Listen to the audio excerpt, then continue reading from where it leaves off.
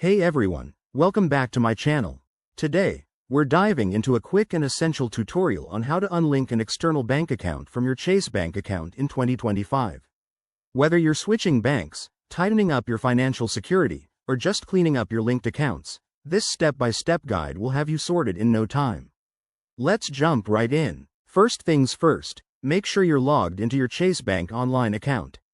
If you haven't already, head to the Chase website or open the Chase mobile app and enter your username and password. Once you're in, security is key, so double-check that you're on a secure device. Next, navigate to the Transfers or Accounts section. This is usually found in the main menu. Look for something like Move Money or Linked Accounts. In 2025, Chase has streamlined this process, so it should be straightforward.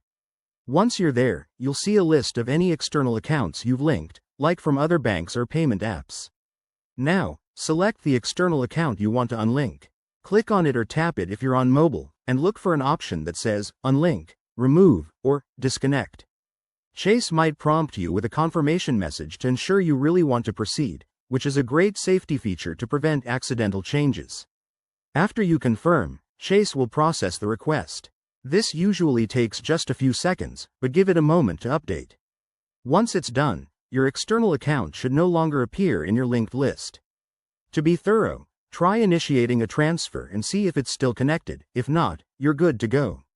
A quick tip: always review your account settings periodically for linked accounts you no longer need, as this can help protect your financial information from potential risks. If you run into any issues, Chase's customer support is top-notch. Just reach out via chat or phone. There you have it, you've successfully unlinked that external account. If this video helped you out, give it a thumbs up, subscribe for more finance tips, and drop a comment below if you have questions.